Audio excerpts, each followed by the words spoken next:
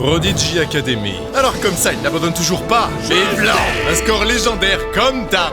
Avec un tel avantage, il n'avait aucune chance de perdre. Ning Feng venait encore une fois de remporter la victoire, mais soudainement une main se leva sur lui, une fille le gifla violemment. Luo Yue demande à Ning Feng ce qu'il est en train de faire. L'examen d'éveil est sur le point de commencer, au lieu de se préparer, il joue à des jeux. Celui-ci lui répond le sourire aux lèvres que c'est simplement là une savante combinaison de travail et de repos. Et puis il a déjà 18 ans, au mieux il s'éveillera à 1 ou 2 étoiles et n'aura accès qu'à des compétences des plus ordinaires. C'est quelque chose qu'elle ne peut pas connaître puisqu'elle est désormais la célèbre Mademoiselle Luo dont l'éveil lui a accordé 5 étoiles. Alors qu'elle lui explique pourquoi il devrait travailler dur, il pourra se reposer sur ses prodiges à elle à l'avenir. En tout cas, ça lui suffit amplement. L'attrapant par la nuque, lui dit que ce n'est pas comme si elle allait le laisser se prélasser indéfiniment. Feng lui dit de le lâcher, il s'étouffe. Le petit monde qui assistait à cette scène était plus que perplexe. Cela dit, il n'y avait personne qui ne reconnaissait pas la déesse Luo Yue. Il se demandait si elle était déjà retournée de son entraînement spécial. En tout cas, éveiller 5 étoiles à 16 ans est un miracle que leur province n'a pas vu depuis des années. Sublime, riche, talentueuse. Il n'y a pas à dire, elle met une énorme mine à tout le monde. Par contre, les étudiants se demandaient qui était le glandu à côté d'elle. L'un d'eux reconnaît bien Ning Feng. Il est connu comme étant le pire élève de l'académie. Ni plus ni moins qu'un déchet, doublé d'un incompétent. Sauf erreur de sa part, il est sur le point de devenir majeur et n'a toujours pas réussi à faire son éveil. Mais ce qui les embête surtout, c'est de voir leur princesse de glace perdre son temps à traîner avec un pauvre raté comme Feng. Mais l'un d'eux a entendu dire qu'ils sont amis d'enfance. Quoique, les rumeurs disent aussi que Feng est un simple orphelin. Ça devrait être impossible pour lui d'entrer en contact avec la belle Yue. Quelques instants plus tard, la foule se faisait danse à l'entrée de l'avenue de l'examen. La grandiose affiche vendait du rêve à tous les aspirants aventuriers. Ici, à partir du moment où l'on a 16 ans, et donner à chacun la chance d'éveiller des capacités en vue de devenir un aventurier. Chers étudiants, il va désormais leur introduire les règles de l'examen. Tous étaient pétris d'un seul rêve. Le prochain miracle est peut-être l'heure. Feng avait, comme les années précédentes, préparé l'examen. Cela dit, il avait à peu près autant envie d'y être que d'assister à un cours de sciences éco. Il demande à Yue pourquoi elle prend des airs aussi sérieux. C'est la 3e fois qu'il s'essaye à l'examen. Il n'est plus un rookie. L'on appelle les étudiants tête de liste à s'avancer en direction de l'ère d'évaluation. Les étudiants qui ont reçu le réveil recevront un set d'équipement basique qui leur servira à la préparation de leur examen pratique. Et pour ceux qui réussissent ce dernier, l'équipement leur sera aussi utile pour débuter leur profession d'aventurier, quelle qu'elle soit. Tous les étudiants rêvaient à haute voix. Certains se voient devenir mages, mais d'autres préfèrent les métiers liés à la force. Là où certains trouvent les compétences affiliées à l'agilité super cool. Ils peuvent tuer sans laisser de traces. Mais ils ne comprennent rien. Le mieux c'est le support. C'est comme ça qu'on se fait un paquet de thunes. Cela dit, tout ça laissait Feng bien de marbre. Suivant.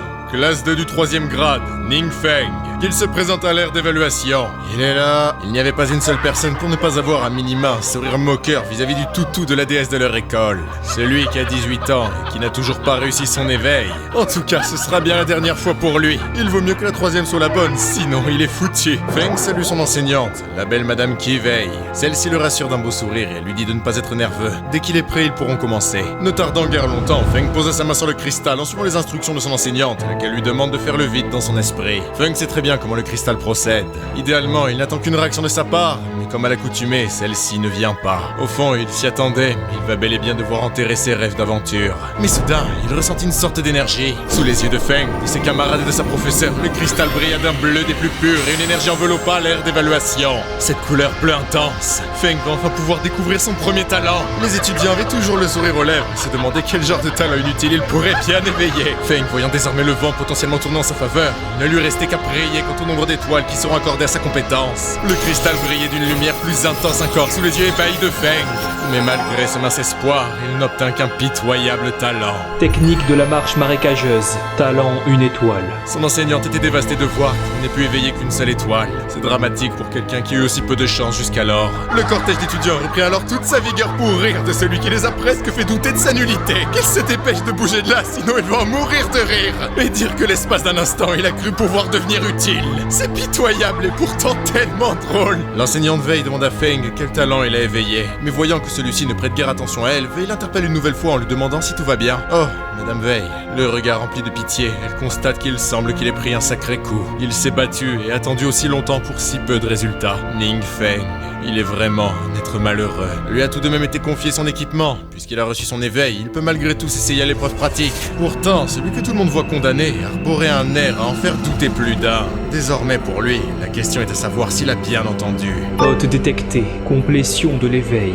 Conditions permettant l'activation du système remplie. Comment ça, activation du système? Système activé avec succès. L'hôte obtient les compétences passives filiation obscure et présent de l'arcane. Le premier lui permet de ne pas souffrir des conséquences conséquences de l'utilisation des pouvoirs obscurs et permet l'utilisation de la temporalité interdite sans payer le moindre coût. Le deuxième lui permet de libérer des sorts interdits une fois par semaine sans consommation de mana. Les pouvoirs obscurs? N'est-ce pas là les pouvoirs les plus machiavéliques de ce monde? Et puis les sorts interdits sont à sa connaissance le plus haut niveau de la magie. Alors pourquoi ceux-ci se retrouvent connectés à lui? Talent, marche marécageuse, détecté. Début de la transformation. Comment ça, une transformation? Transformation terminée. Talent de la marche marécageuse transformé en la malédiction interdite illusion terrestre. Feng était complètement largué. Mais au fond, il s'agit encore là de malédiction et autres termes qui associés au pouvoir obscur et au sens interdit ne sonnent ni plus ni moins que comme l'arrivée des problèmes. Et puis le X qu'il a encore l'examen pratique. Il va falloir espérer que tout se passe convenablement. 50 personnes ont été réparties en différents groupes.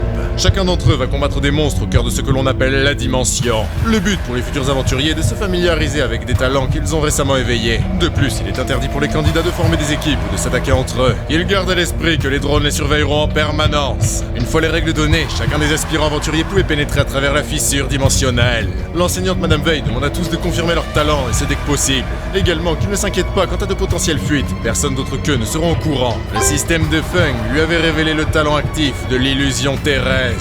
Illusion terrestre. Sort interdit, lequel invoque les pouvoirs obscurs de notre monde pour former un bouclier protecteur capable d'écraser et de briser le moindre ennemi qui approche. Encore une fois, Feng remarque que ces mots, sort interdit obscur, paraissent particulièrement dangereux. Il y a toujours la possibilité qu'il s'agisse là d'une sorte de sortilège démoniaque. Si quelqu'un découvre qu'il est titulaire d'un tel pouvoir, il fera face à de gros problèmes. Les différents candidats continuent leur cortège en direction de la dimension, fermant la marche, Ning Feng, la plus grosse fraude de la Prodigy Academy et pourtant le nouvellement titulaire d'une grandiose magie obscure. Malgré ses demandes répétées auprès du système de lui donner des explications plus détaillées, celui-ci reste muet. C'est ainsi sans la moindre information que Feng est le dernier à pénétrer au cœur de la dimension. À l'intérieur de celle-ci, le goût de magie et des coups résonnaient au loin. Partout, le regard que se posaient les aspirants aventuriers combattent inlassablement les monstres qui se présentent à eux. Cependant, les assauts répétés des gobelins avaient pour effet de consumer peu à peu la confiance des étudiants. Mais tous n'avaient pas la même stratégie. Bien planqué à l'abri des gobelins, Feng comptait bien éviter le problème. Il compte rester caché tant qu'il n'aura pas compris ce qu'il peut réellement faire avec ses pouvoirs. Le problème, c'est que l'entièreté du terrain d'examen est sous la constante supervision du corps enseignant à travers des drones. Le simple fait d'utiliser un sort interdit pour avoir des conséquences dont il peine à saisir la portée. Cela étant dit, il n'a aucun moyen de combattre en dehors de ce qui lui est octroyé à son éveil. Résultat, il ne peut que se cacher et attendre de trouver une ouverture. Alors qu'un drone se concentrait sur Feng, du côté professoral, on se demande ce que ce gosse est en train de foutre. Veille explique au capitaine Joe que ce pauvre enfant a réussi son éveil bien trop tard et qu'en plus de ne pas disposer de la meilleure des constitutions, le seul talent actif qu'il possède est un sort défensif donc peu utile au combat en solitaire. Dans ce cas, il n'avait qu'à lui ordonner de ne pas rentrer. De toute manière, il n'y a aucune raison pour ce gosse de continuer l'examen, puisqu'avec une compétence une étoile, il n'ira nulle part. Mais à l'arrière, l'un des superviseurs peine à comprendre ce qu'il voit. Le capitaine Joe se retourne et lui demande s'il y a un problème. Il n'est pas sûr, mais il semble que l'un des drones a été attaqué et la communication a été coupée. Également, de fortes fluctuations de mana ont été détectées au cœur de la dimension. Le capitaine lui ordonne ainsi de lancer une alerte généralisée au corps enseignant. Ils doivent se dépêcher de trouver la source au plus vite. Ça en va de la sécurité de leurs élèves. Au cœur de la dimension, un drone gisait, un corps fumant au sol. L'un des aspirants aventuriers ne parvenait pas à comprendre comment il peut y avoir des créatures aussi puissantes pour leur examen. Face à lui se tenait un gobelin avancé, lequel dirigeait sa propre armée. Il invite ses frères à se lever, qu'ils refusent leur sort d'esclaves et qu'ils suivent sa commande, qu'ils massacrent ceux qui ont osé envahir leur territoire. L'un des drones encore fonctionnels avait capturé la séquence et aussitôt remarqué, aussitôt détruit. La force de l'impact fit propulser la machine en direction du sol jusqu'à ce que celle-ci retombe sur le pauvre crâne innocent de Feng. Bon sang, mais pourquoi fallait-il qu'il tombe ici, celui-là? Attends, qu'est-ce que c'est que ce bordel? Le gobelin avancé riait bien d'être tombé sur l'un de ces pathétiques et incapables envahisseurs. Mais Feng se demandait pourquoi il y a autant de monstres rassemblés ici, et c'est sans parler de la créature qui les dirige. Il est foutu. Quoique, attends une seconde.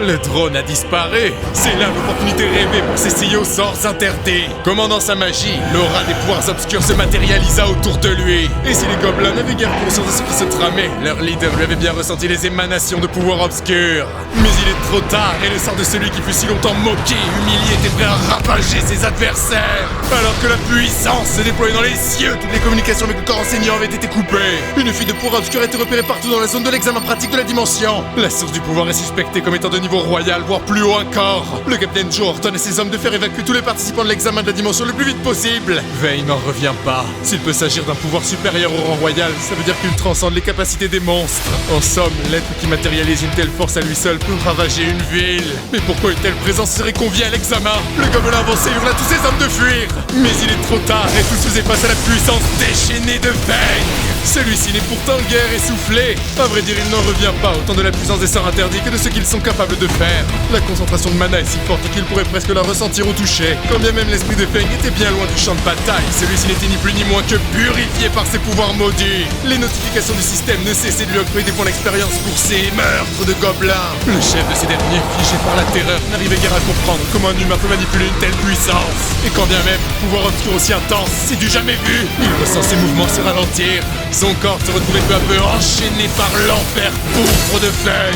Hurlant pour de la clémence, il ne fut pas moins consumé par l'ardent pouvoir obscur.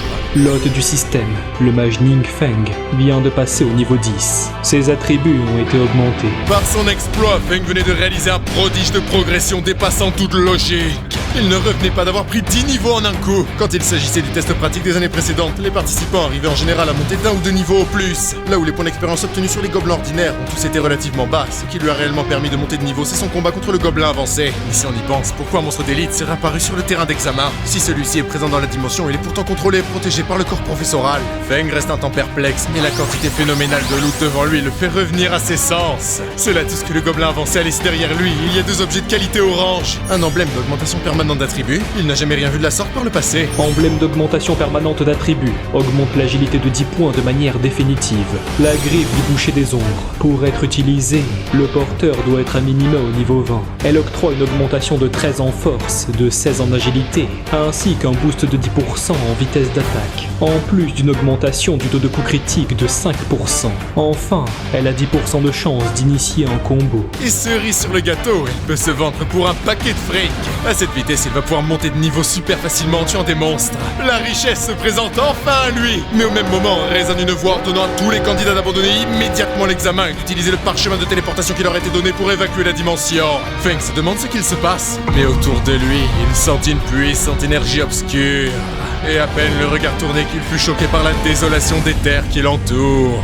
Il réalise enfin que c'est là le pouvoir de la malédiction interdite. Jonche sur la langue pléthore de pluies noires qui ne sont ni plus ni moins que des pièges. Le corps professoral insiste et ordonne plus fermement encore aux aspirants aventuriers de quitter les lieux. Si Feng n'est guère terrifié de ce qu'il se trame dans la dimension, il est au contraire bien plus inquiet que quelqu'un ait découvert ses nouveaux pouvoirs. Devant la fissure dimensionnelle, les candidats revenaient un à un en leur monde. Feng ferme la marche, le sourire aux lèvres. Le capitaine Joe leur ordonne à tous de partir d'ici et de rentrer en ville à Kinyu. Même si tout le monde ici faisait équipe, il ne serait aucunement capable de résister à une force qui transcende les monstres. Il ne sait même pas si les renforcements arriveront à temps. Mais soudainement, on lui communique que la source des pouvoirs obscurs a soudainement disparu. Terrifié par la nouvelle, cela veut dire que ce démon s'est peut-être échappé de la dimension. Feng se demande bien s'il serait possible que la cause des inquiétudes morbides du corps enseignant provienne de la présence du gobelin avancé. Prenant la direction de Kinyu, il croise en retrait son enseignante Veil, laquelle reçoit pour ordre de rester silencieuse, au même titre que tout le monde, pour éviter de rentrer en conflit direct avec la force qui s'est déchaînée dans la dimension. L'on ordonne également d'activer la procédure de scellage de l'école en ne laissant qu'une seule sortie pour le personnel non relié à l'académie afin d'orchestrer leur évacuation. Feng, sentant bien la gravité de la situation, interpelle son enseignante et s'apprête à lui demander ce qu'il se passe, mais celle-ci lui coupe la parole et lui demande s'il va bien.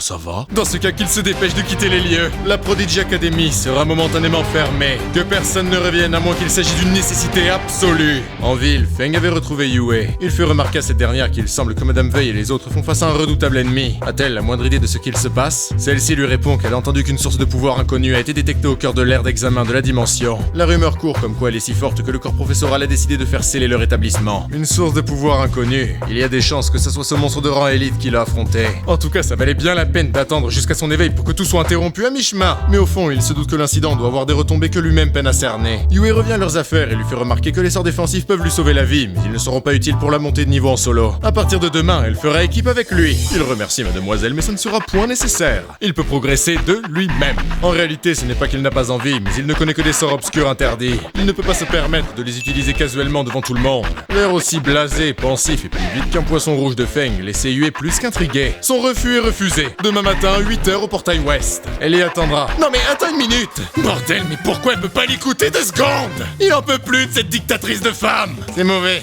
Peut-être devrait-il feinter d'être malade. Quoique, compte tenu de sa personnalité, il pourra pas l'éviter indéfiniment. À y réfléchir de plus près, il y a peut-être un moyen. Reste à savoir si ça pourra marcher. Banque centrale des aventuriers. L'équipement vient toujours avec des talents attachés à eux. Il peut ainsi acheter un objet avec un sort debout et prétendre s'en servir demain. Il va juste falloir espérer que le système ne le transforme pas en un sort interdit. De plus, il peut toujours s'équiper convenablement en vendant le loot qu'il a obtenu sur le gobelin avancé. Une belle femme interpelle Feng et lui demande comment elle pourrait lui être utile. Celui-ci lui répond qu'il aimerait acheter un objet auquel est lié le talent de sort debout. Ah, et qu'importe le type, que ce soit une arme, un vêtement ou un accessoire, il s'en moque. L'assistante lui dit le sourire aux lèvres qu'il doit être un étudiant nouvellement éveillé. En réalité, il n'a pas besoin de se limiter à des sorts de bas niveau comme le sort debout. Elle peut lui faire découvrir une myriade d'objets auxquels sont liés des sorts de haut niveau et qui seraient plus appropriés pour monter de niveau. Il n'a qu'à le lui demander et elle est tout à lui. Mais Feng lui dit que c'est pas la peine, il en a juste besoin temporairement. Du coup, le niveau doit pas être trop haut. Mais sans le laisser finir, l'assistante le coupe et appelle une de ses collègues et lui dit de venir s'occuper de ce jeune homme. Laissant Feng sur le carreau, elle lui dit qu'elle n'a pas de temps à perdre avec quelqu'un qui n'a pas le moindre sou à dépenser. Elle va laisser leur nouvelle recrue s'occuper de lui. Hein?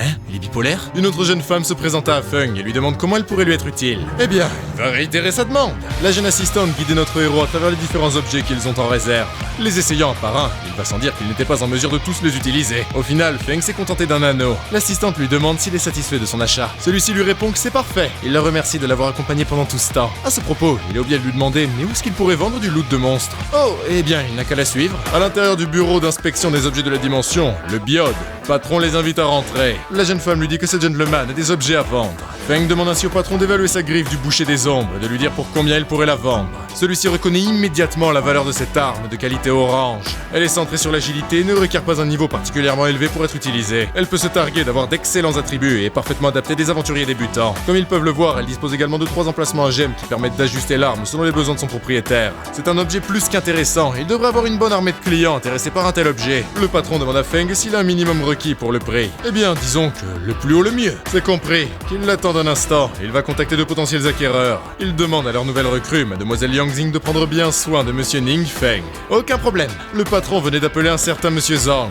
Il lui demande s'il était bien à la recherche d'un équipement de qualité pour son fils. Oui, c'est ça, et il se trouve qu'il vient d'en recevoir un à l'instant. Pendant ce temps, Yang Xing prenait grand soin de Feng, lequel était aux anges. De retour de son bureau privé, le patron confie à Feng qu'ils ont une offre pour sa grille.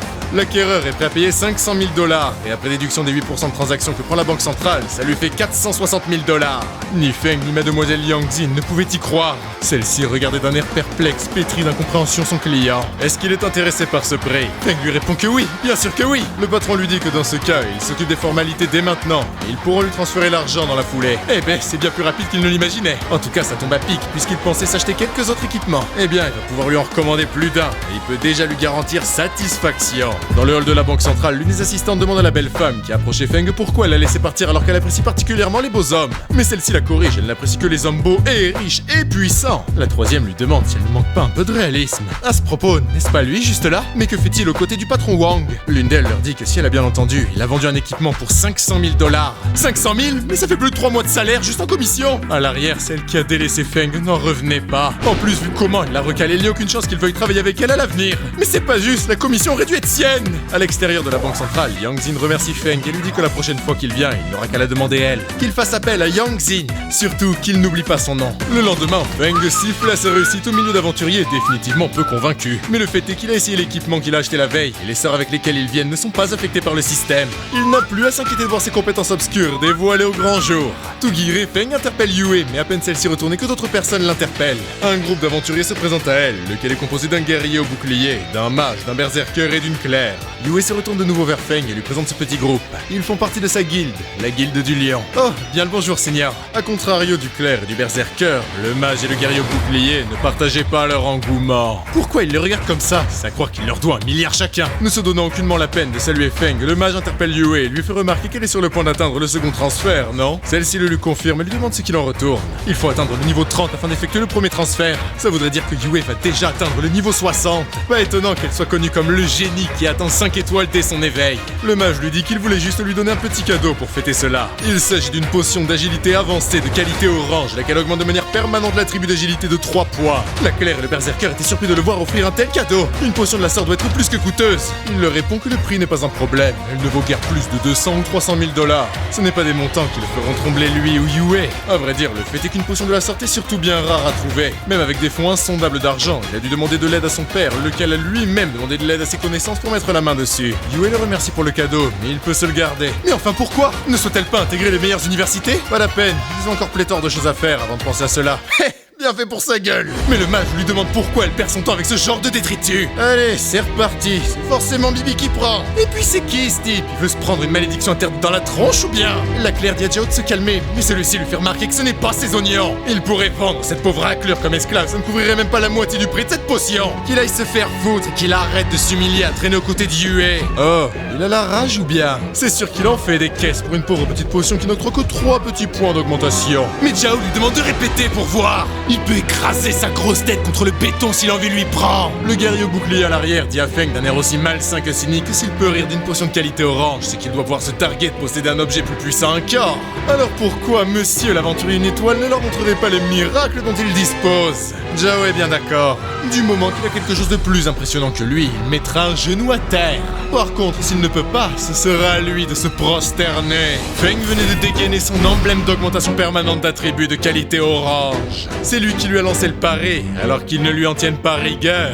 Yue semble reconnaître là un badge pionnier, mais elle n'en a jamais vu un qui octroie une augmentation permanente. Le groupe d'aventuriers ne parvenait pas à réaliser que cet objet puisse octroyer une augmentation de 10 unités d'un attribut. Il a dû forger une contrefaçon, c'est pas possible autrement. Une contrefaçon, vous pouvez pas trouver mieux. Hey, il sait quoi? Ils n'ont qu'à essayer pour le voir.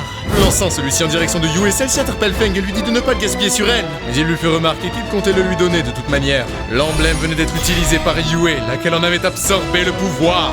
Le berserker et la Claire, le mage et le guerrier contrastaient tous avec la sérénité de Feng. Yue leur confirme à tous que son attribut d'agilité a réellement augmenté. Jao et son acolyte n'en revenaient pas. C'est impossible qu'il dispose d'un tel trésor. Il a dû le voler. Mais Feng lui dit qu'il n'a pas à être jaloux. D'ailleurs, n'a-t-il pas parlé de se prosterner? Il refuse de se prosterner devant quelqu'un comme... Mais Yue le coupe et lui fait remarquer qu'un pari est un pari. Face à cette hideuse démonstration, la Claire et le berserker s'étaient détournés du pitoyable Jao. Enragé, il sait très bien qu'il en va de son honneur. Le mage se prosterne ainsi devant le grand Feng. Sur ce, ils vont les laisser. À leur voyure. Quelques instants plus tard, Yue s'excuse, elle n'a pas, mais Feng la coupe. Leur relation ne les permet pas de tenir de telles conversations. Et puis lui, préférait l'avoir complété le second transfert pour rejoindre la meilleure des universités plutôt que de l'accompagner. Quoiqu'au fond, c'est surtout parce qu'avec elle, traînant si basse qu'il ne peut pas monter de niveau. Mais elle lui dit tout embarrassé qu'il ne doit pas s'abandonner à son sort. Mais qui a parlé d'abandon? D'ailleurs, elle a ceci à lui donner. Des livres de talent. Feng lui fait remarquer qu'ils sont de qualité pourpre. Ce n'est pas les moins chers du marché. Mais elle lui dit que ce n'est pas grand-chose, surtout comparé à ce qu'il lui a donné juste avant. Et bien dans ce cas, il les accepte avec plaisir. Cimetière du cauchemar, périphérie du royaume secret du nécromancien. De terrifiantes ghouls venaient de sortir des tréfonds de la terre boueuse de la langue. Mais à peine leur présence révélée que de puissants tirs furent décochés vers renvoyer leurs obscures idées dans les méandres de l'oubli. Feng est en extase face à la performance de Yue. Il gagne tellement d'expérience grâce à elle. Mais en réalité, c'est que dalle. Le problème, c'est qu'il peut pas lui dire qu'il est déjà niveau 10. Il l'a dans le fion, condamné à attendre. Mais au même moment, le téléphone de Yue se mit à sonner. De l'autre côté du fil, on lui dit que le boss, le nécromancien déchu, est sur le point d'apparaître. C'est une opportunité plus que rare, alors souhaite-t-elle les rejoindre? Jao fait remarquer qu'elle doit les rejoindre, sinon comment vont-ils combattre le boss? Le nécromancien déchu drop des équipements appropriés pour les mages, lesquels sont particulièrement rares, et Dieu sait qu'il en a besoin. La Claire dit à Yue de ne pas prêter attention à l'égoïsme de l'autre guignol. Celle-ci reste silencieuse face à la proposition et pondère la question. Alors qu'elle se retourne vers Feng, celui-ci lui dit qu'elle peut y aller. Ils seront tous deux au cœur du royaume de nécromancien. Il n'aura qu'à l'attendre pour monter de niveau plus tard. Dans ce cas, elle lui dit de se rendre à la zone de sécurité de la région de la dimension et de l'y attendre. Pas de problème. Yue fila comme une flèche sous les encouragements de Feng. Qu'elle n'hésite surtout pas à revenir jouer avec lui. On la ferme. Bon, il est enfin seul et le boss ultime du royaume du nécromancien a décidé de faire son apparition. Fort heureusement pour lui, il s'est préparé la veille et a appris de nouveaux talents, puisqu'ils peuvent être utilisés gratos une fois chacun. Le plus de sorts interdits, le mieux. Talent passif, présent de l'arcane. Tous les sorts interdits peuvent être utilisés une fois par semaine sans consommation de mana. Malheureusement, il ne dispose que de 3 arcanes de talent à son niveau actuel. Il ne sera pas capable d'utiliser le livre de talent de Yue avant qu'il n'atteigne le niveau 15. Selon la carte des talents, il obtiendra une nouvelle arcane tous les 5 niveaux.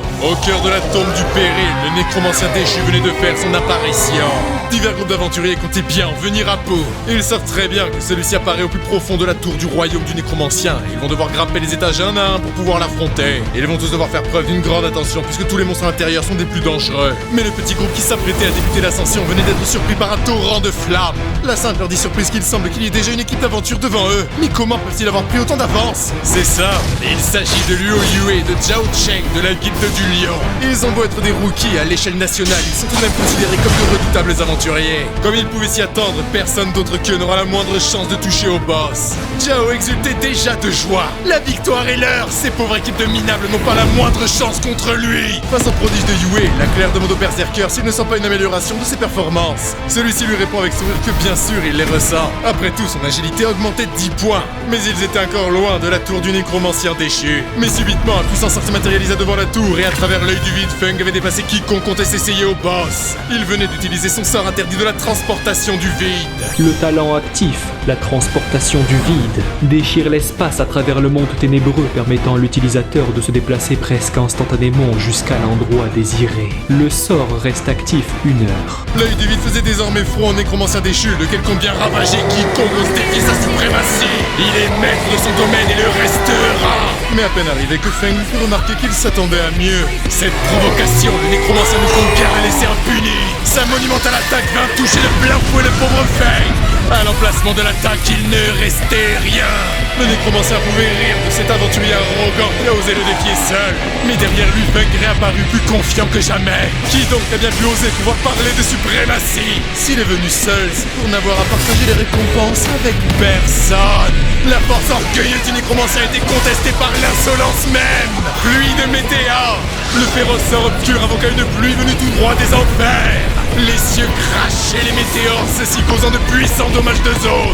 Jamais le nécromancien n'eut la moindre chance et celui-ci encaissa toute la rage de celui qui a passé toute sa vie à être traité comme un animal. Dans l'ombre de la poussière, seul un être restait debout. Feng, grand vainqueur du combat, venait de terrasser tous les monstres qui s'étaient présentés à lui. Et pour avoir vaincu le nécromancien, il reçut 50 000 points d'expérience. Juste assez pour monter au niveau 30, symbole du premier transfert. Le butin est sans surprise absolument délirant. Quand bien même tout ce qu'a laissé le nécromancien déchu derrière lui est une valeur monumentale, il absorbera l'emblème. Celui-ci, de qualité orange, réduit certes l'endurance de 3 points, mais il en attribue 15 d'esprit. Objet spécial détecté, emblème du nécromancien. Durant la transformation, vous pouvez débloquer la compétence secrète du sorcier nécromancien ou activer les prérequis pour la compétence de mage élémentaire parfait. Serait-il possible que ces emblèmes soient la clé qui lui permette d'activer les compétences secrètes? Suffit de se réjouir de si peu. Un vrai maître comme lui ne peut se contenter de la médiocrité et doit devenir un mage élémentaire parfait. La seconde vague de pluie de météores était lancée. Mais celle-ci ne se limita pas à la tour et c'est l'ensemble du champ de bataille qui allait être ravagé. Feng compte bien annihiler l'ensemble des forces combattantes présentes. Après son passage, il ne restera aucun monstre. Toute l'expérience du royaume du nécromancien sera sienne. Le groupe de la guilde du lion était surpris par de telles fluctuations magiques, si bien que Yue ordonne la retraite immédiate. Mais Zhao lui dit qu'ils doivent s'occuper du boss. Yue le reprend et lui demande s'il compte vraiment mettre tout le monde en danger face à une situation aussi dangereuse. Au fond, il sait très bien qu'ils ne peuvent continuer, mais pourquoi jouit-il d'aussi peu de chance? Yue ayant ses priorités au bon endroit, informe aussi vite que possible son très cher Ningfeng. Mais celui-ci avait pris le devant et lui avait dit plutôt qu'il s'excuse, mais il doit quitter la dimension en premier. Il a des affaires urgentes dont il doit s'occuper. Feng montait les marches du temple de transfert. À peine entré, il remarque qu'il n'y a pas grand monde ici. Après avoir fait quelques pas à peine, il croise la secrétaire de ces lieux, laquelle lui demande s'il est là pour recevoir l'épreuve de transfert. Feng lui répond que c'est bien le cas, dans ce cas elle va commencer par enregistrer ses informations. Une fois le petit questionnaire rempli, elle ne peut s'empêcher de constater que malgré son niveau 30, ses aptitudes sont plutôt mauvaises. Qu'importe, elle l'invite à le suivre. En plein cœur du temple, la secrétaire explique à Feng qu'elle va se retirer sans tarder. Celui-ci la remercie, mais alors qu'elle retourne à son poste, elle croise une figure qu'elle n'attendait pas à voir ici. Elle demande au capitaine Joe la raison de sa venue. Celui-ci lui dit qu'ils ont lancé une investigation vis-à-vis de ce qu'il s'est produit au royaume du nécromancien. La secrétaire lui demande de quoi il en retourne. Le capitaine lui dit qu'il y a quelques heures à peine, la tombe du péril a coupé de sévères dommages et la source du pouvoir est encore trouble pour l'instant. La secrétaire lui dit qu'en 2 jours, il y a eu 2 menaces de rang royal. Le capitaine le lui confirme. Il a été envoyé par leur supérieur pour transmettre leur requête. Il requiert la participation immédiate des ombres solitaires pour la défense de la nation. Le sorcier Lich, première mission de transfert. Condition, pénétrer au cœur du royaume des illusions jusqu'au tombeau de la liche et récupérer l'objet de la mission, la couronne sanguinolente de l'âme. La limite de temps est de 3 jours et la difficulté de catégorie A. Le mage divin. Condition, pénétrer au cœur du royaume des illusions jusqu'au temple divin et récupérer l'objet de la mission, l'emblème saint. La limite de temps est de 3 jours et la difficulté est de catégorie S. Alors comme ça on peut choisir entre 2 branches. Il semble que le mage divin soit une mission préquelle, alors autant choisir celle-là. Mission de transfert acceptée. Veuillez vérifier les informations importantes une nouvelle fois. Une fois chose faite, Feng était prêt. Il n'y a pas à dire, il n'y a rien de plus digne d'une compétence secrète qu'une mission catégorie S. Le système lui a même donné 3 jours, comme ça ne sera pas trop stressant. À l'entrée du temple, l'une des assistantes salue poliment Feng et lui dit de revenir quand il aura besoin de leur service. Pas de problème, à la revoyure. Par contre, chose étrange, mais ce n'était pas la même femme que tout à l'heure. Royaume du nécromancien, tour du péril. Il ne restait presque rien de celle-ci. Au cœur de celle-ci, l'ombre solitaire devançait le capitaine Joe et son collègue. Ce dernier remarque à haute voix que c'est la première fois qu'il voit un membre des ombres solitaires. Il ne s'attendait pas à ce qu'il porte un tel costume. Mais le capitaine lui dit de se taire. Leur existence est secrète et il ne doit en aucun cas parler d'eux en ces termes. Il est dit que les membres de cette organisation possèdent tous des compétences cachées qui leur permettent d'utiliser les pouvoirs obscurs en combat. Ils se spécialisent dans l'exécution de missions spéciales. Celle qui travaille comme secrétaire au temple de transfert était sous le joug des émanations de pouvoir restantes. Mais revenant à ses sens, elle constate qu'un tel pouvoir obscur l'affecte toujours malgré qu'il se soit presque entièrement dissipé. Le problème, c'est qu'elle n'a pas pu trouver le moindre indice. Il semble que le coupable ait disparu après avoir causé ces dommages, rendant impossible la détection de son but. Le capitaine lui dit que depuis peu, il s'est mis à recevoir des rapports relevant de l'instabilité de certains royaumes secrets. Se pourrait-il qu'il y ait corrélation? Elle lui répond que c'est dur à dire sans plus d'informations. Elle entrera directement en contact avec les supérieurs et va notamment demander une augmentation du nombre d'agents fédéraux sur le dossier. Joe fait remarquer à Kuang Lan, l'ombre solitaire, que même une personne de son calibre trouve que le cœur de cette affaire peut mener à une crise d'une ampleur inégalée. Le collègue de Joe demande à Madame Lan si l'identité du coupable est confirmée comme celle d'un monstre. Après tout, il est possible que ça soit. Elle le coupe et lui demande s'il sous-entend que le coupable puisse être un mutant comme elle. L'homme s'excuse, il ne voulait pas éveiller de tels sous-entendus. L'agent se reprend et rappelle que la menace a excédé le rang royal et que pour contrôler un tel pouvoir obscur aussi intense, le coup n'est pas quelque chose que le corps humain puisse supporter. Mais dans ce cas, cela voudrait dire que se cache en leur ville de Kinnu un monstre à la puissance démesurée. Et si l'envie lui en prend, il pourrait engendrer une catastrophe d'ampleur inégalée. C'est exact, et leur boulot doit être de le localiser le plus vite possible. Domicile de Ning Feng. Y a pas à dire, cette petite ambiance terne le fait se sentir particulièrement à l'aise. Cependant, une fois posé, il fallait désormais pour lui s'occuper de remplir les 4 nouvelles arcanes de talent que lui avait accordé sa montée au niveau 30. Autant commencer par les 2 livres que Yue lui a donnés. Talent détecté, bouclier de l'arcane, peut fusionner avec la malédiction interdite illusion terrestre. Exécution automatique, a appris le talent passif illusion terrestre défensive. Posant sa main sur le système, celui-ci détaille les effets du susmentionné talent. Talent passif, illusion terrestre défensive. Lorsque l'hôte est attaqué, le talent s'active automatiquement. Les dommages sont absorbés à 100% par l'illusion terrestre défensive, jusqu'à une limite égale aux dommages que l'illusion terrestre défensive peut provoquer. Dans ce cas, ça veut dire que les malédictions interdites peuvent également fusionner avec des sorts de bas niveau pour générer de nouveaux effets. Grâce à cela, il dispose d'un nouveau moyen de défense et les dommages ordinaires sont devenus parfaitement inefficaces contre lui. Plus qu'à voir pour l'autre livre. Talent détecté, technique des lames de roc. Peut fusionner avec les malédictions interdites illusion terrestre défensive et pluie de météores ardents. Exécution automatique. A appris le talent passif maîtrise élémentaire terrestre. Tous les sorts d'éléments terrestres voient leurs effets accrus de 20%. Cela dit, grâce à toutes ces fusions, les 4 arcanes de talent nouvellement disponibles sont toujours libres. Bah, autant aller à la banque centrale et acheter de nouveaux livres. Banque centrale. Feng venait d'arriver, la belle assistante qui l'avait envoyé bouler la dernière fois l'avait reconnu. Se mettant rapidement en travers de son chemin, elle le salue. Mais celui-ci lui répond qu'il est à la recherche de Mademoiselle Yangzi. Elle lui répond que cette dernière est occupée avec un client, alors pour cette fois ce sera elle qui s'occupera de lui. Feng lui répond que ce sera pas nécessaire, il va regarder de lui-même. Enragée, elle se dit qu'au fond ce type ne peut pas être un vrai homme pour la rejeter comme ça. Elle vaut bien mieux que Yangzi. Elle insiste et lui dit que son devoir est d'aider les clients de la banque centrale. Mais au même moment, l'on interpelle Monsieur Feng en courant. Yangzi venait d'arriver soufflé à hauteur de son client. Celui-ci lui demande si elle a fini. Elle lui dit que non, pas vraiment. Elle est en train de manger à l'arrière, mais une de ses collègues lui a dit qu'il venait d'arriver. Du coup, elle s'est dépêchée de venir. Il s'excuse de l'interrompre pendant qu'elle mange. Il l'invitera à dîner en échange. Celle-ci en serait ravie. Mais à l'arrière, il y en avait bien une qui supportait pas de voir ce spectacle. Dans le bureau du patron Wang, Feng lui explique qu'il voudrait vendre ses 2 livres de talent. Également, il aimerait en acheter d'autres avec l'argent que ces 2 lui rapporteront. Wang lui dit que ce n'est pas un problème. Que Mademoiselle Yang Xing s'occupe d'assister ce cher Monsieur Feng dans ses choix. Ça sera avec plaisir. Au fond, Wang constate que la dernière fois c'était une arme de qualité orange. Maintenant, ce sont 2 livres de talent de qualité pourpre. Ce type commence à l'intéresser. Peut-être devrait-il envoyer quelqu'un pour en apprendre plus sur son passé. Une fois leurs affaires terminées, Feng était parti dîner avec la charmante assistante. À la fin du repas, Feng interpelle un serveur et lui demande la note. Mais Yang Jing lui dit que c'est pas la peine, c'est déjà réglé. Mais Feng lui dit qu'ils étaient d'accord pour qu'il l'invite, non? Certes, mais elle a une raison qui le pousse à l'inviter lui. Et quelle raison? Disons que c'est son petit secret. Dans ce cas, il va la raccompagner. Mais elle lui dit que ce n'est pas la peine, elle est attendue ailleurs. Elle va se réserver un taxi. Pas de problème, prends soin de toi. Le chauffeur lui demande où est-ce qu'elle se rend. Yang Jing lui répond qu'elle voudrait qu'il l'amène au deuxième hôpital de Kinyu. Grâce à Monsieur Feng, elle a gagné beaucoup d'argent en commission et peut enfin régler les frais médicaux pour les soins de son père. Sans lui, elle ne sait pas ce qu'il serait devenu. Mais au même moment, un colossal impact vient exploser le verre en 1000 morceaux. Le chauffeur fut planté de toutes parts par les éclats, le Yang Jing échappe de peu au désastre. À l'extérieur, une fissure dimensionnelle s'était ouverte et une armée de monstres avait commencé à déferler sur d'innocents humains. Sachant pertinemment qu'elle doit prendre la fuite, Yang Jing ouvre la portière et se jette à l'extérieur du véhicule. Mais dans l'empressement, elle trébuche et s'effondre au sol. Elle ne comprend rien, ce qu'il se passe. Les monstres ne sont pourtant pas censés apparaître dans la zone de sûreté. Et pourtant, juste derrière elle, une abominable créature s'apprêtait à la massacrer. Du portail sortit un être à la puissance démesurée. Son vicieux sourire révélait tout son désir de carnage. Une puissante explosion retentit, mais la créature s'en sortit sans le moindre égratignure en poussant un cri provenant tout droit des abysses du mal.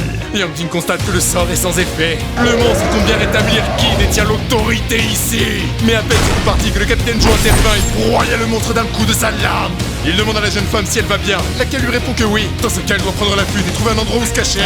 Joe ne parvenait pas à y croire, mais tout le district est en train de fusionner avec le royaume secret. À vrai dire, il n'a jamais vu un cas de fusion aussi sérieux par le passé. Et puis ces monstres sont à un niveau tout à fait incroyable compte tenu de leur nombre. Se rappelant des mots de l'un de ses collègues au cours de l'exploration de la tour du péril, il serait bien possible que cela soit le fruit de la calamité qui se terre dans l'ombre de leur ville. Mais alors qu'il réfléchissait à l'origine de ce désastre, une main se jeta sur lui. Joe put esquiver l'assaut de justesse. Retournant quelque part en retrait du parti le coup, il demande à son auteur s'il est un mutant. Un mutant? Il n'appartient pas à ce genre de déchet. Il est le gardien des pouvoirs obscurs. Un gardien? Il n'a jamais entendu parler d'un tel rang. Quoique de toute façon, l'heure n'est pas à s'apesantir sur de telles questions. En une maigre seconde, le capitaine lança l'attaque, laquelle toucha de toutes ses forces la créature. Cependant, le gardien la para en propulsant Joe plusieurs mètres en arrière. Celui-ci sait très bien que la situation est mauvaise. Ce type est au moins au 3e transfert, voire plus encore. Touchant le sol de son doigt, le gardien pouvait déployer son territoire. Les faibles comme lui n'ont pas la moindre chance pour un être aussi puissant que lui. Joe était prêt à parer, mais malgré ses compétences défensives, il encaissa un puissant coup, lequel fit jaillir le sang de son cœur d'un sordide torrent. Il est devenu plus fort encore qu'il ne l'a jamais été. Mettre un pied en cette terre est la meilleure décision qu'il n'ait jamais prise. Mais une voix émana du pendentif. Celle-ci ordonne au gardien de ne pas se repaître de ses prouesses. Il reste un humain et par conséquent un faible. Celui-ci s'excuse d'avoir offensé son maître, mais le démon lui rappelle que ses pouvoirs lui sont octroyés uniquement par sa majesté lui-même. Sans sa présence, il ne serait rien d'autre qu'une pauvre créature accablée par la médiocrité de son existence. Sous les yeux du gardien, une nouvelle fissure s'ouvrit à travers le ciel. À travers celle-ci s'engouffraient dans la réalité humaine de nouveaux monstres motivés par le seul désir de destruction.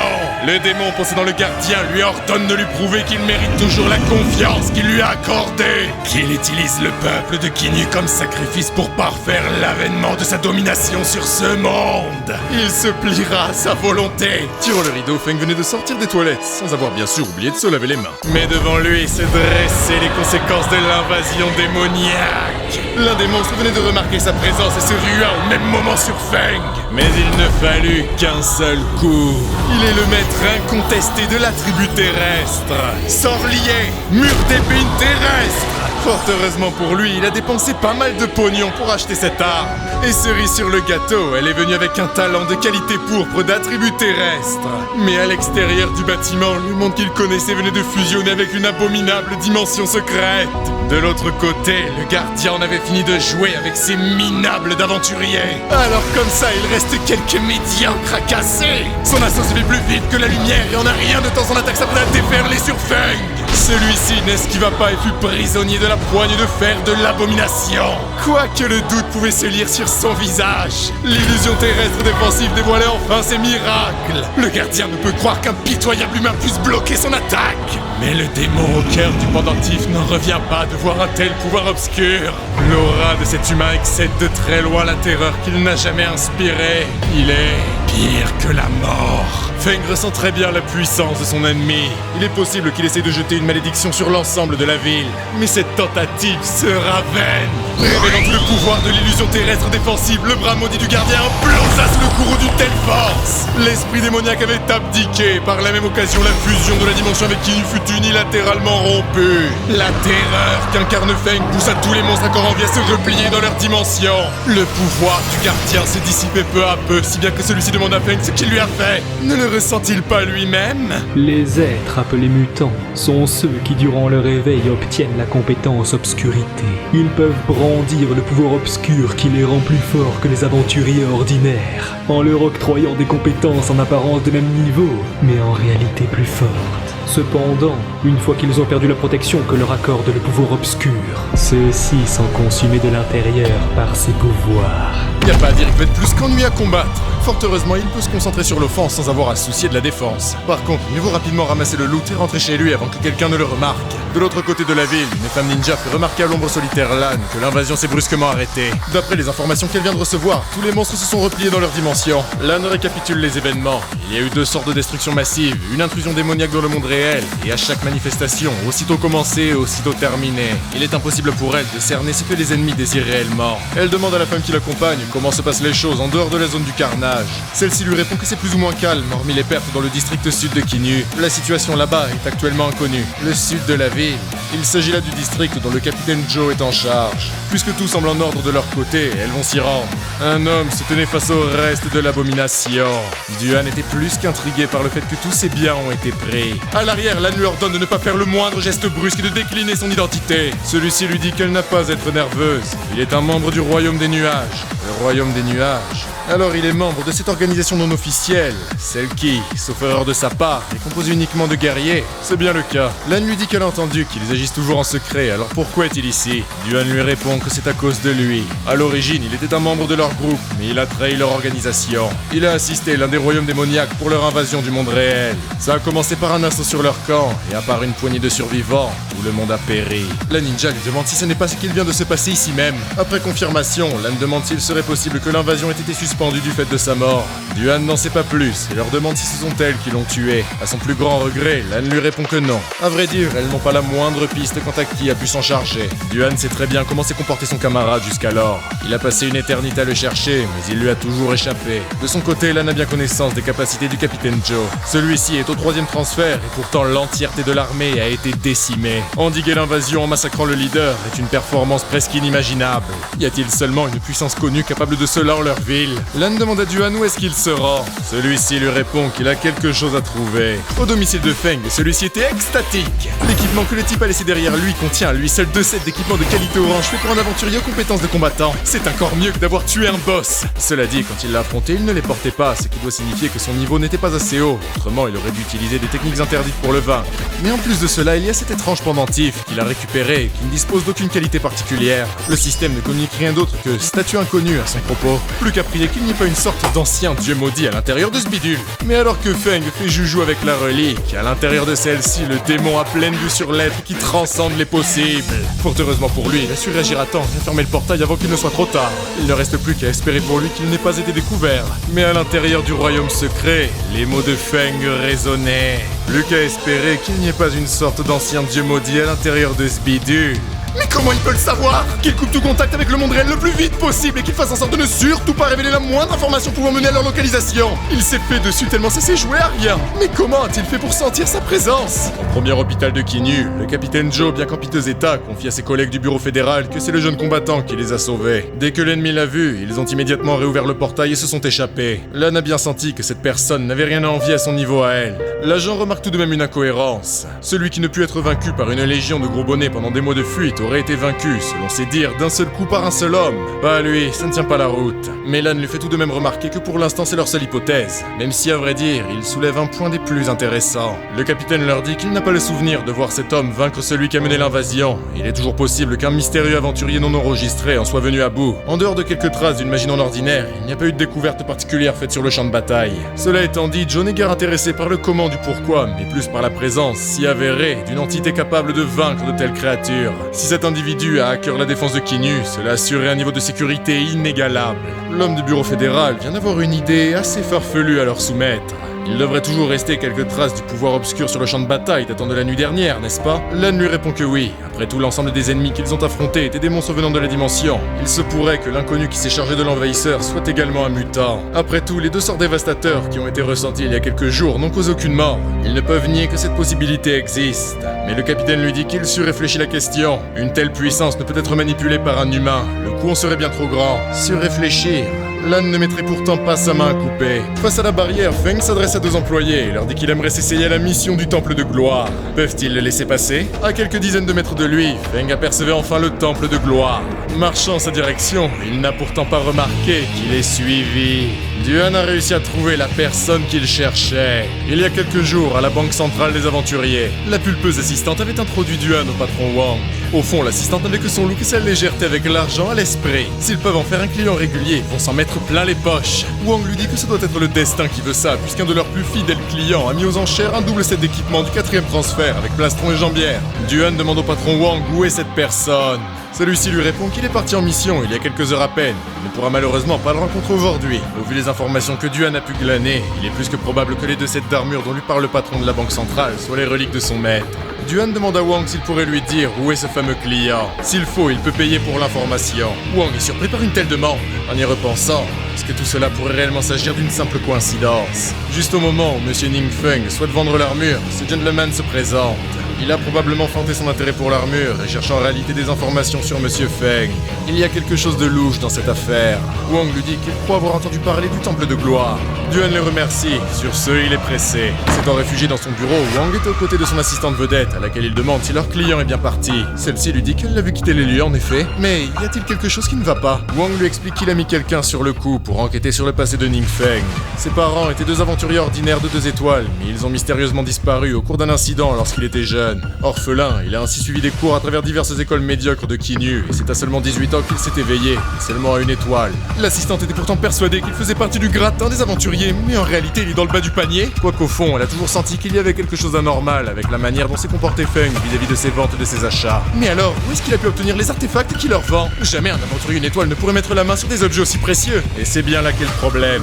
Il a beau être ami avec la fille du groupe plus haut, celui-ci ne l'a jamais réellement aidé. Et puis, le gros poisson qu'ils ont vu à l'instant ne semblait guère en bon terme avec lui. Serait-il possible que les équipements qu'il a mis en vente ont été volés? Pas nécessairement. Il y a en tout cas des chances qu'ils n'ont pas été obtenus de manière légale. Le problème, c'est que cette fois, il semble avoir provoqué quelqu'un qu'il n'aurait pas dû. Mais l'assistante, elle, est persuadée qu'il les a dérobés, s'est réjouie d'avance de le voir tomber face à un expert au 4e transfert. C'est la fin pour celui qui a osé la snober. Au milieu de l'air désolé, Feng avait toujours Duan en filature. Ce dernier peine à croire qu'une personne aussi jeune a pu repousser à lui seul l'invasion de l'une des dimensions démoniaques. Après tout, même son maître était vaincu par le boss de la susdite dimension. Cela dit, s'il s'en fie aux informations qu'il a pu obtenir, il est plus que probable que les reliques de son maître aient transité entre ses mains. S'il s'avère qu'il n'est pas celui qu'il cherche, il pourra au moins le mener à cette personne. Feng est arrivé à l'entrée du Temple de Gloire. Devant celui-ci, nombre d'aventuriers combattaient de faibles monstres. Duan remarque qu'il est en train de changer d'accoutrement. En jetant un œil à celui qu'il porte pour combattre, il pourra avoir une vague idée de sa puissance. Mais une fois changé, le combattant trouvait ses tenues beaucoup trop ordinaires. Il a l'air d'un simple étudiant, pas encore diplômé. Se pourrait-il qu'il s'agisse d'un déguisement? Ça tomberait sous le sens. Compte tenu de son âge, se déguiser en novice lui permettrait de passer inaperçu. S'il cache intentionnellement tous ses déplacements sur lieu de résidence, il y a des chances que s'il se fasse prendre, il ne puisse pas partir comme si de rien n'était. Par mesure de précaution, il doit continuer de maintenir une certaine distance. Juste pour être sûr, il va marquer sa position grâce à son talent. Permet de suivre une cible qui ne le remarque qu'à travers la conscience du lanceur. Il va le matérialiser avec son apparence ordinaire. Ça sera plus simple pour le suivre. Mais alors que Feng traverse le champ de bataille sans prêter attention ni aux aventuriers ni aux petits monstres qui combattent, Duan se demande ce qu'il peut bien faire ici puisque le niveau des monstres est particulièrement bas. Une fois à l'intérieur du temple, Feng est surpris par une lumière d'un bleu chatoyant. Face à lui, un sort se prépare avant d'être lancé en plein dans sa direction. Son sort de défense part à l'attaque sans le moindre effort. Duan est sidéré de ce qu'il voit. Il n'a pas la moindre idée de ce qu'est ce sort. Par contre, il a bien compris sa fonction. Il s'agit là d'une défense absolue qui ne peut être brisée. Pire encore, les monstres évitent le combat contre lui. Plus de doute possible, ce type doit être la personne qu'il recherche. Feng venait d'arriver à destination. Il faisait face au boss du temple. Duan se demande s'il compte l'affronter en 1 contre 1. Mais plus important encore, pourquoi perd-il du temps avec un boss aussi faible? L'immense statue n'avait guère bougé depuis l'arrivée de Feng. À vrai dire, elle est en train de se faire dessus. Toute tremblante devant l'immense Feng, celle-ci ne daigna bouger le moindre doigt. En tout cas, Feng ne s'attendait pas à ça. On ne lui avait pas parlé de statue immobile. Mais enfin, ça devrait être là. Devant le jeune étudiant se dressait une monumentale armure, laquelle s'enveloppa d'une puissante aura avant de prendre vie. Aussitôt fait que celle-ci prit la fuite en direction des cieux, Feng se demanda demande surpris pourquoi il s'en va. Duan se demande s'il est possible qu'il s'agisse d'un boss secret. Mais comment a-t-il pu savoir? Mission, le mage divin. Première étape, pénétrez au cœur du royaume des illusions jusqu'au temple divin et obtenez l'objet de la mission, l'emblème saint. Vainquez le boss secret du temple, l'ange aux 6 ailes. Voilà la conclusion de la première étape de cette mission de rang S. Il a peur, il a peur. C'est son propre royaume, alors où peut-il prendre la fuite? Un éclair va éclater au-dessus du temple, sonnant l'arrivée de la mort pour le maître de ce royaume. L'ange aux 6 ailes, terrorisé par la puissance de celui qui l'a défié ici, comme il pouvait échapper à la puissance obscure de Feng. Mais celui-ci ne compte pas le laisser partir. Maîtrise noire de la déferlante foudroyante. Feng venait d'invoquer sur terre le pouvoir des cieux et laissa la foudre ravager son ennemi. L'œil du mal trônait au-dessus du temple de l'ange et celui-ci vint anéantir l'ennemi de son maître. L'ange aux 6 ailes venait de disparaître sous la commande infernale de Feng. Le temple s'était écroulé sous la force du jeune prodige. Duan ne pouvait y croire. Il ne reste que des ruines du temple de gloire. Il n'a jamais vu ce genre de magie destructrice de monde auparavant. Ce pouvoir transcende de loin celui de son maître. Il est comparable à ce que l'on peut lire dans les mythes. Son niveau ne peut monter sans passer l'étape suivante.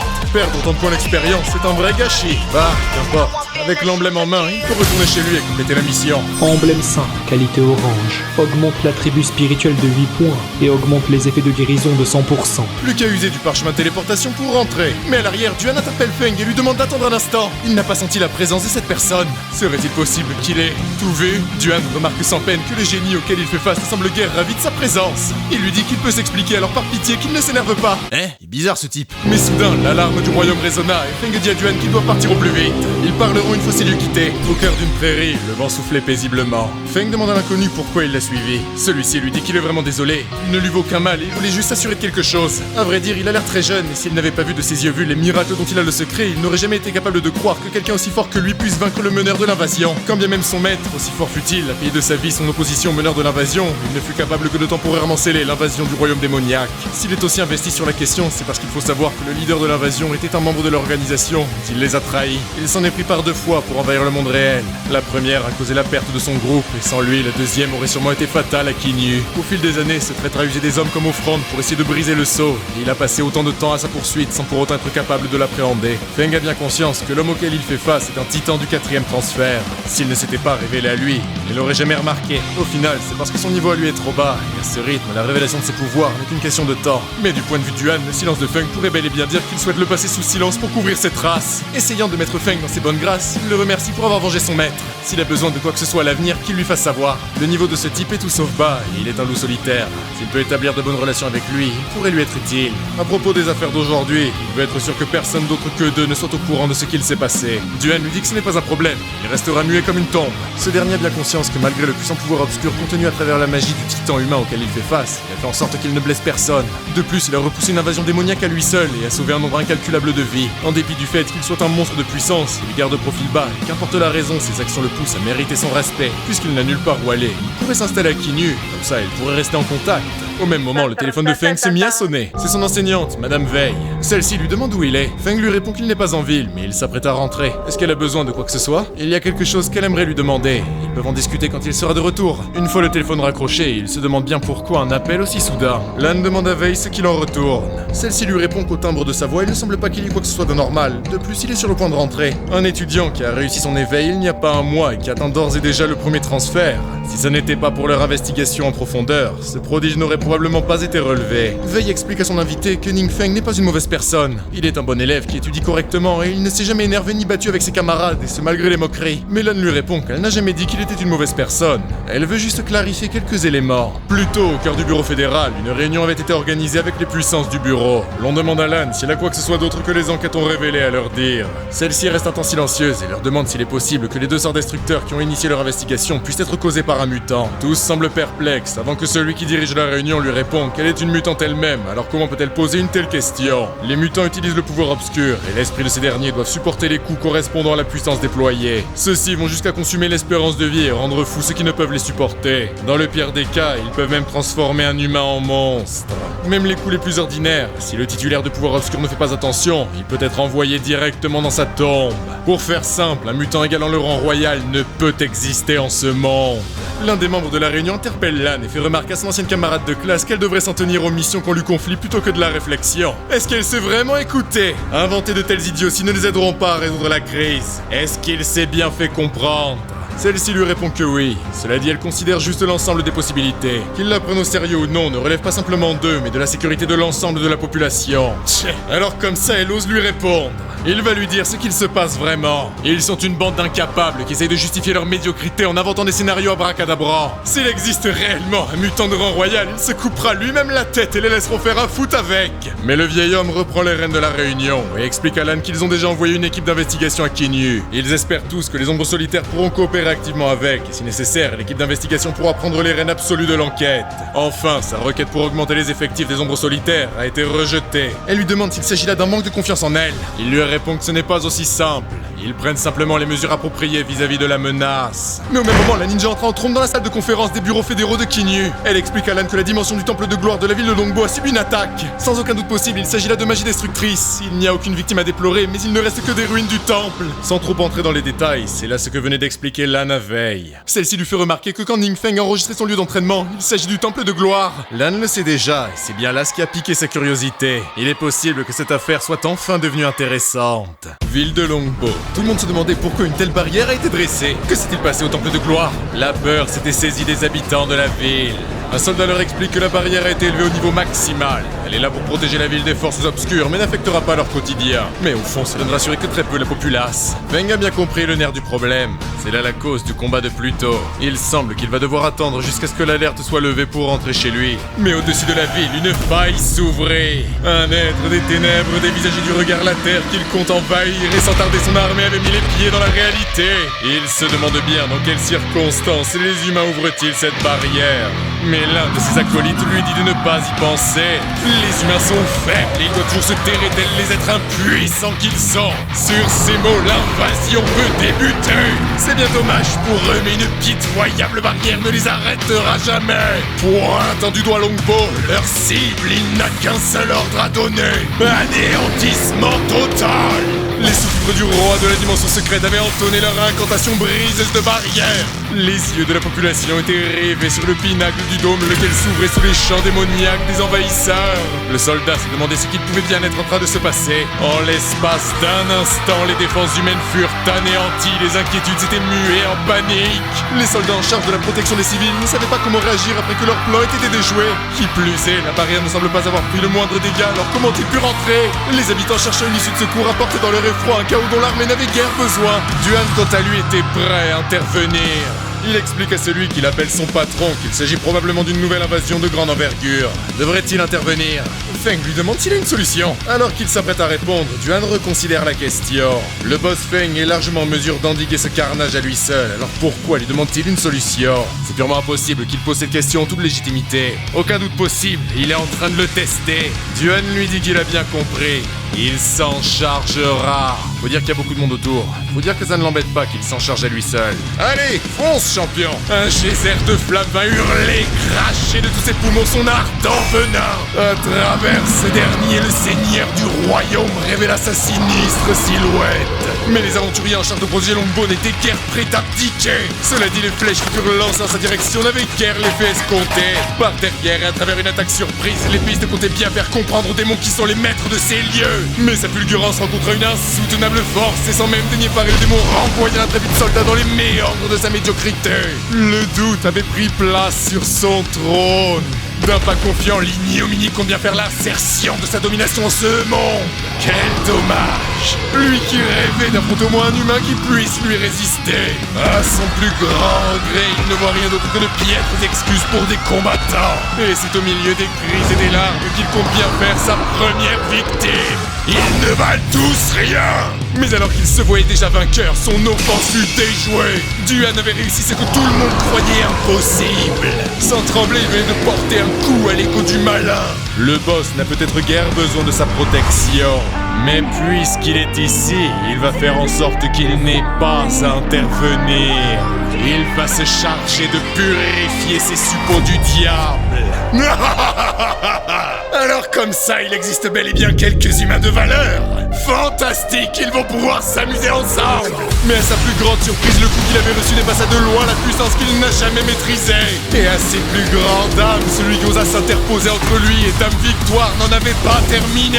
Cela faisait bien longtemps que Duan ne s'était pas livré à une véritable boucherie. Une seconde.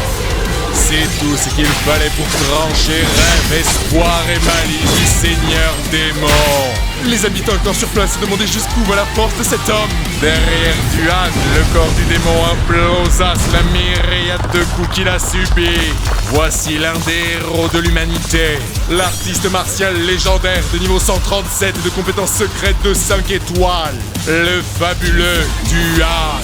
Mais Feng sait très bien que ça n'est pas encore terminé.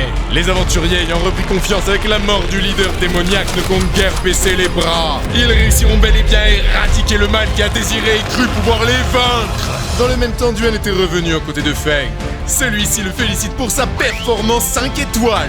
Mais à l'arrière, nos deux héros ne passaient pas inaperçus, puisque celui qui a pu vaincre aussi facilement le boss fait preuve d'autant de respect vis-à-vis du jeune homme à ses côtés. Cela doit vouloir dire qu'il est encore plus puissant. Duan présente à Feng le loot qu'a laissé derrière lui le boss. Les habitants de Longbow ne pouvaient croire ce qu'ils voyaient. De tels objets doivent valoir au moins 100 000 $ chacun. L'une des femmes va même jusqu'à se proposer en tant que femme de ménage de nos héros. Mais ils ne leur prêtaient guère attention et restaient concentrés sur leurs affaires. Un livre de talent centré sur l'agilité, celui-ci sera parfait pour Yue. Quant au bouclier, ils pourront le vendre et s'en mettre plein les poches. Deux aventuriers, en piteux état, étaient venus à la rencontre de Duan et de Feng et leur demandent s'ils ont un instant à leur accorder. Quelques minutes plus tard, un homme s'inclina devant eux et les remercie pour avoir sauvé Longbow. Il est le maire de la ville, Monsieur Dongming, Kai Dongming.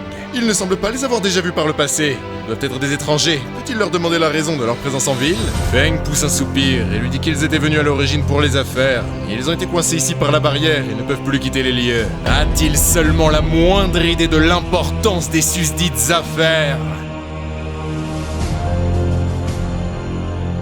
Comme d'habitude, j'espère que cette vidéo vous aura plu. Ça faisait partie de ces séries que j'ai préparées pendant mon absence en février. Du coup, malgré le manque de suite, je me suis dit que j'allais quand même la faire pour plus avoir à y penser. Eugène va revenir. Bon, vous l'avez entendu. De mon côté, si vous appréciez mon contenu et uniquement si vous souhaitez me soutenir, je vous glisse le lien de mon Patreon en description. Sur ce, c'était Solstice et je vous dis à très vite pour de nouvelles aventures.